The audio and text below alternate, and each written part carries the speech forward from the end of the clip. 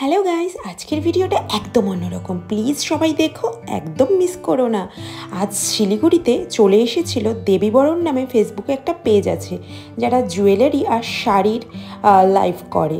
তো তাদের লাইভ দেখেই চলে এসেছি সালুজা হোটেলে। তারা আজ একটা এক্সিবিশন রেখেছে, সেই এক্সিবিশনে। তো আজ সকাল থেকে মোটামুটি বৃষ্টিই ছিল, তো ভেবেছিলাম এক্সিবিশনে খুব বেশি একটা ভিড় হবে না। সত্যিই তাই, খুব একটা বেশি ভিড় হয়নি। আমরা একদম শান্তি করে সব জিনিস দেখতে পেরেছি। তো এখানকার কালেকশনগুলো জাস্ট অসাধারণ, মানে মানে জাস্ট প্রত্যেকটা দেখলেই না মনে হচ্ছে যেন প্রত্যেকটা জিনিসই আমি কেড়ে কেড়ে নিয়ে নিই। দেখো একবার এই এডি সেটটা, অসম্ভব সুন্দর।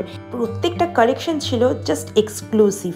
তো দেখো এই যে রেড কালারের শাড়িটা, মানে যে এখানকার ওনার, আই মিন লাইভের ভিডিওতে ইনিই থাকে।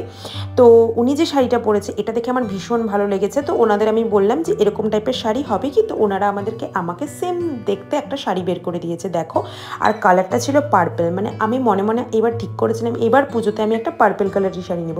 তো দেখো যেমন ভাবা আর সেরকমই পেয়ে গেলাম।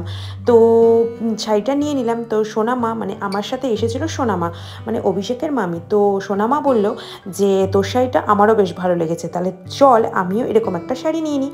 তো সোনামার কালারটা ছিল গ্রিন কালার। তো এবার জুয়েলারির দিকে চলে এসেছি, মানে শাড়ির সাথে কি জুয়েলারি নেওয়া যায়, কিন্তু আমি শাড়ির সাথে সেরকম খুব একটা ম্যাচ করা জুয়েলারি পেলাম না।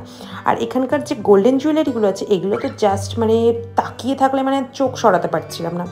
আর কিন্তু দামটা একটু হাই ছিল। দাম তো একটু হাই হবেই, কারণ সোনার থেকে কিছু কম যায় না।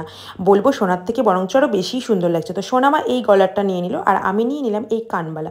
এই কানবালাটির দাম পড়েছিল 1500 টাকা, আর শাড়িটার দাম পড়েছিল 2600 টাকার মতো। জাস্ট মানে কি বলবো। তো যাই হোক, আমরা তো শপিং তো কমপ্লিট, এখন আমাদের বাড়ি যাওয়ার পালা। টাটা, দেখা হচ্ছে তোমাদের সাথে নেক্সট।